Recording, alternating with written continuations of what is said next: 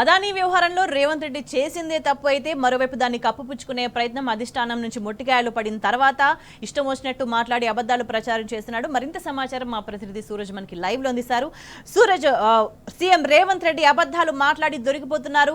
Frustration ని తట్టుకోలేక ఇష్టం వచ్చినట్టు కూడా అసత్యాలు ప్రచారం చేస్తున్నారు, అబద్ధపు ఆరోపణలు చేస్తున్నాడు. వీటన్నింటినీ కూడా ప్రజలు ఎట్లా చూస్తున్నారు? ఎందుకంటే ఆల్రెడీ ఈ వ్యవహారానికి సంబంధించి అదానీ కోసం రేవంత్ రెడ్డి ఏం చేస్తున్నాడు, ఎక్కడెక్కడ ఫ్యాక్టరీలు నెలకొల్పాలని చూస్తున్నాడు, ఎక్కడెక్కడ ప్రజలను ఇబ్బంది పెడుతున్నాడు అనేది తెలంగాణ సమాజం అంతా కూడా రియలైజ్ అవుతున్న సందర్భంలో ఎట్లా చూడాల్సిన అవసరం కనిపిస్తోంది?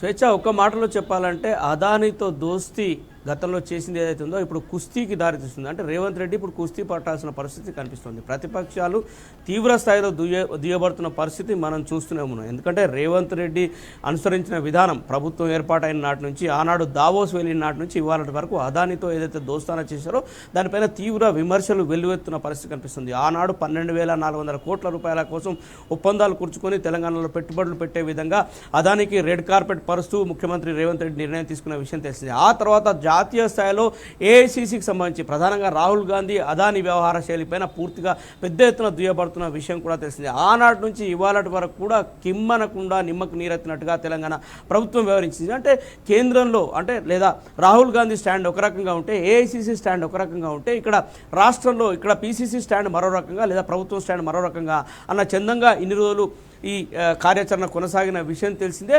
గుట్టుచాపుడు కాకుండా కొంత ముడుపులు కూడా అదాని నుంచి కాంగ్రెస్ పాలకులకు ఇక్కడ రాష్ట్రంలో అందాయని చెప్పేసి కూడా పెద్ద ఎత్తున ఆరోపణలు వినిపిస్తున్న పరిస్థితి. ఆ క్రమంలోనే గచ్చిబౌల్లో కొంత మొత్తంలో ల్యాండ్ అప్పగిత కావచ్చు, లేదా ఇక్కడ విద్యుత్కు సంబంధించిన కొన్ని ప్రాజెక్టులు అప్పచెప్పడం కావచ్చు, ఇతరత్ర పెట్టుబడులను ఆహ్వానించడం కావచ్చు, ఇవన్నీ జరిగాయని చెప్పేసి కూడా ఒక ఆరోపణ విశ్లేషకుల నుంచి వెలువెత్తున్న విషయం తెలిసిందే. ఈ నేపథ్యంలోనే మహారాష్ట్ర ఎన్నికలు వచ్చాయి. మహారాష్ట్ర ఎన్నికల తరుణంలో అటు జాతీయ స్థాయి నుంచి రాహుల్ గాంధీ, ఇటు రాష్ట్రం నుంచి రేవంత్ రెడ్డి కూడా ఇద్దరు మహారాష్ట్ర వెళ్ళి ప్రచారం చేస్తున్న క్రమంలో అదానీ వ్యవహారం పైన మహారాష్ట్ర ఎన్నికల సందర్భంగా వీళ్ళు పెద్ద ఎత్తున ఆరోపణలు చేయడం జరిగింది. అటు రాహుల్ గాంధీ, ఇటు రేవంత్ రెడ్డి ఇద్దరు కూడా అదానీని ఒక దొంగగా చిత్రీకరించే ప్రయత్నాన్ని చేసిన పరిస్థితుల్లో అక్కడ జాతీయ మీడియా రాహుల్ గాంధీని నేరుగా అడిగి ప్రశ్నించిన పరిస్థితి.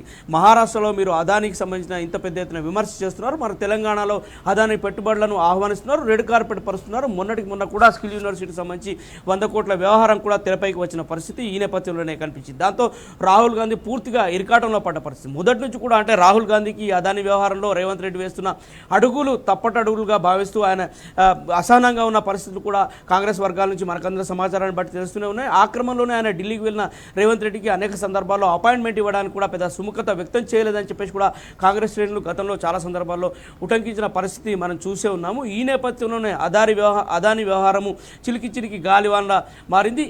ఈ క్రమంలో స్కిల్ యూనివర్సిటీకి ఒక 100 కోట్లు కార్పొరేట్ సోషల్ రెస్పాన్సిబిలిటీ నిధుల నుంచి ఒక 100 కోట్లు రాష్ట్ర ప్రభుత్వానికి స్కిల్ యూనివర్సిటీకి ఆయన కేటాయించారు.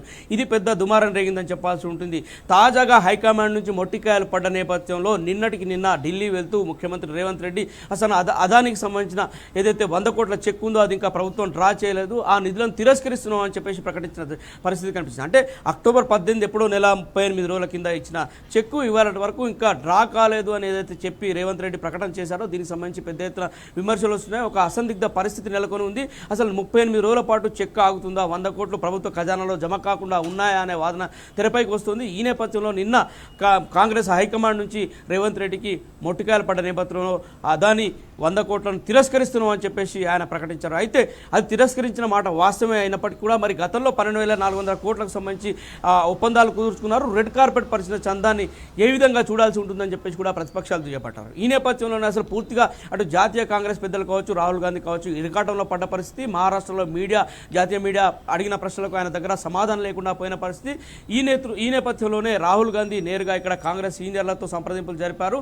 అటు కాంగ్రెస్ సీనియర్ నాయకుడు మంత్రి ఉత్తమ్ కుమార్ రెడ్డిని అలాగే శ్రీధర్ బాబును మధ్యవర్తులుగా పెట్టి సంధానకర్తలుగా పెట్టి రేవంత్ రెడ్డితో ఆయన మాట్లాడించి ఆ ప్రకటన చేసి వెంటనే ఢిల్లీ రావాల్సిందిగా హుటాహుటిన పిలిపించిన పరిస్థితి. నిన్న హుటాహుటిన రేవంత్ రెడ్డి ఢిల్లీ వెళ్లారు. అయితే ఢిల్లీ వెళ్తూ వెళ్తూ ఆయన ఢిల్లీ పర్యటనకు రాజకీయ ప్రాధాన్యత లేదు అని ప్రకటించి వెళ్ళిన పరిస్థితి. తన ఎన్నిసార్లు ఢిల్లీ పర్యటన చేస్తున్నారు ఆ సంఖ్యను వెలువరుస్తూ, అంటే 28 సార్లు ఇప్పటివరకు రేవంత్ రెడ్డి ఢిల్లీ పర్యటించారు, ఆ సంఖ్యను వెలువరుస్తూ దీనికి రాజకీయ ప్రాధాన్యం లేదని ఒక ప్రకటన చేసి మరి వెళ్ళడం రాజకీయ విశ్లేషకులు కొంత చర్చనీయాంశంగా మారిందని అయితే సూరజ్, ఇంకొక విషయం ఏంటంటే జాతీయ స్థాయిలో ఇదంతా వివాదాస్పదం అయింది కాబట్టి రాహుల్ గాంధీని నేరుగా జాతీయ మీడియాకు సంబంధించి జర్నలిస్టులు ప్రశ్నించారు కాబట్టి ఈ ఒక్కదానికి సంబంధించి ఏదో వెనక్కి తీసుకున్నట్టుగా నిర్ణయం కనిపిస్తుంది. అంటే ఈ విషయం అంతా ప్రపంచం అంతా తెలిసినా కూడా, రాహుల్ గాంధీకి తెలిసినా కూడా ముందు ఎందుకు మాట్లాడలేదు, ముందు ఎందుకు ఇవంతా వెనక్కి తీసుకోవాలని చెప్పేసి హైకమాండ్ నుంచి ఎందుకు ఆదేశాలు జారీ చేయలేదు అనే ఒక ప్రశ్న కూడా ఉత్పన్నమవుతుంది.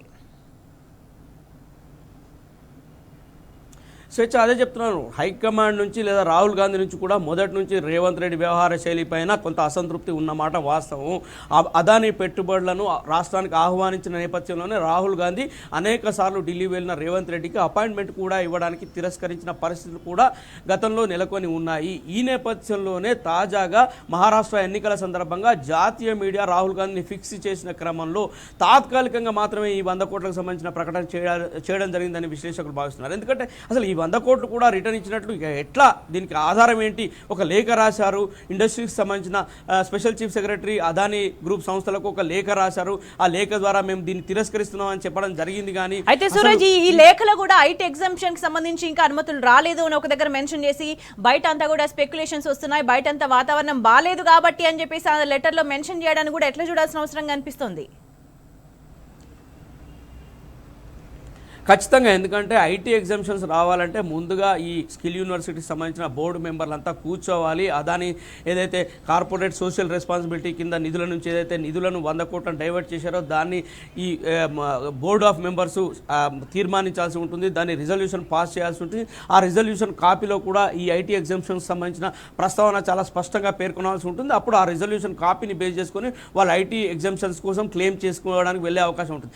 ఇవన్నిటినీ కూడా ఒక సంక్లిష్ట పరిస్థితిలో ఇప్పుడు విశ్లేషించాల్సిన అవసరం తలెత్తిందని చెప్పాల్సి ఉంటుంది. అంటే ఇప్పటివరకు అసలు ఈ ప్రాసెస్ అంతా ఎక్కడి దాకా వెళ్ళిందనే ఒక సందిగ్ధ పరిస్థితి నెలకొని ఉన్నాయి. వీటన్నిటి నేపథ్యంలోనే అసలు ఈ 38 రోజుల పాటు ఈ అమౌంట్ చెక్కు ప్రభుత్వ విత్డ్రా అయ్యి ప్రభుత్వ ఖజానాకు అమౌంట్ చేరలేదనే దానికి సంబంధించిన ఒక పవిత్రమైన ఒక సమాచారం ఇప్పటివరకు స్పష్టత కానీ ప్రభుత్వం నుంచి రాలేదు.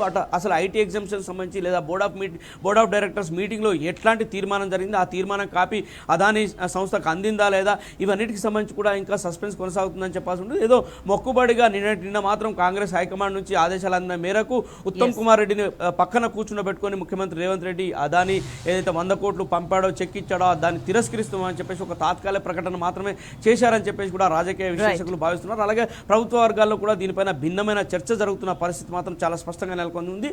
ఇంకొక వైపు ఎన్నడూ లేని విధంగా ఉత్తమ్ కుమార్ రెడ్డి ముఖ్యమంత్రి రేవంత్ రెడ్డి ఇంట్లో జరిగిన పత్రికా సమావేశంలో పాల్గొనడం ఖచ్చితంగా ఒక ఊహాగానాలకు తెరలేపిందని చెప్పాల్సి ఉంటుంది. హైకమాండ్ ఆదేశాల మేరకే ఉత్తమ్ కుమార్ రెడ్డి కావచ్చు, శ్రీధర్ బాబు కావచ్చు, ఇద్దరు ముఖ్యమంత్రి ఇంటికి వెళ్ళి ఆయనతో సంప్రదింపులు జరిపి హైకమాండ్ పెద్దలతో మాట్లాడించి హైకమాండ్ పెద్దలు గట్టిగా సీరియస్గా వార్నింగ్ ఇచ్చిన క్రమంలోనే హుటాహుట్న మీడియా సమావేశం ఏర్పాటు చేసి అదాని ఇచ్చిన 100 కోట్ల రూపాయలను వెనక్కి పంపుతున్నాం, తిరస్కరిస్తున్నాం అని చెప్పేసి ఆయన యూటర్న్ తీసుకున్న పరిస్థితి కనిపిస్తుంది. ఈ యూటర్న్లో భాగంగానే ఆయన ఢిల్లీ పర్యటించారని చెప్పేసి కూడా ఒక ఊహ వెలువడుతుంది. అందుకు తగ్గట్టుగా అన్నట్టుగా ఉత్తమ్ కుమార్ రెడ్డి స్వయంగా ముఖ్యమంత్రి రేవంత్ రెడ్డితో ఢిల్లీ పయనమైన విషయం కూడా ఇక్కడ చర్చనీయాంశంగా మారిందని చెప్పాల్సి ఉంటుంది. పేరుకు ఓం బిర్లా కూతురు రిసెప్షన్కి వెళ్ళామని చెప్తున్నా కానీ ఉత్తమ్ కుమార్ రెడ్డిని స్వయంగా అధిష్టానం ఆదేశించింది, ముఖ్యమంత్రి రేవంత్ రెడ్డిని తీసుకొని ఢిల్లీ రావాల్సిందిగా ఆదేశించిందని చెప్పేసి కూడా ఒక వార్త కాంగ్రెస్ వర్గాల నుంచి వినిపిస్తోంది. ఈ నేపథ్యంలోనే ఇవాళంతా కూడా కాంగ్రెస్ పెద్దలను కలిసే క్రమంలో రేవంత్ రెడ్డి కొంత చుక్కెదురైన పరిస్థితులు కూడా నెలకొని ఉన్నాయని చెప్పేసి అంటున్నారు.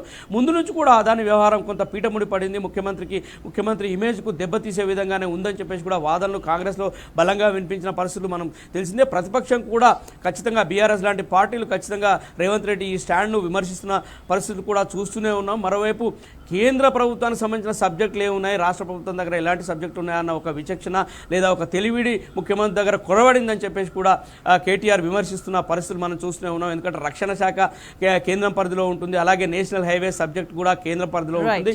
ఈ శాఖలకు సంబంధించి కూడా పెట్టుబడులకు సంబంధించిన ఆరోపణలు గత బీఆర్ఎస్ ప్రభుత్వం పైన రేవంత్ రెడ్డి చేయడం పట్ల ప్రతిపక్షం తీవ్రంగా దుయ్యబడుతుంది. అంటే రేవంత్ రెడ్డి కనీస అవగాహన లేకుండా ఇట్లాంటి ఆరోపణలు చేస్తున్నారు, ఏ సబ్జెక్ట్ ఎవరి దగ్గర ఉందనే అవగాహన లేకుండా ఆయన మాట్లాడుతున్నారని చెప్పేసి ఇక డ్రై పోర్ట్లకు సంబంధించిన సబ్జెక్ట్ కూడా ప్రస్తావించారు. డ్రైపోర్ట్ల అంశం కూడా కేంద్ర ప్రభుత్వం నుంచి అనుమతి వచ్చిన తర్వాతనే ఇవ్వాల్సి ఉంటుంది. ఇవన్నీ కూడా కేంద్ర ప్రభుత్వం నుంచి అనుమతులు, వాళ్ళు ఇవ్వాల్సిన అనుమతులు అయితే రాష్ట్ర ప్రభుత్వం ఏదో అదానికి కట్టబెట్టిందనే ఆరోపణ చేయడం ముఖ్యమంత్రి గుడ్డి చర్యగా ప్రతిపక్షాలు ఆరోపిస్తున్న పరిస్థితి మనం చూస్తున్నాం. స్వేచ్ఛ.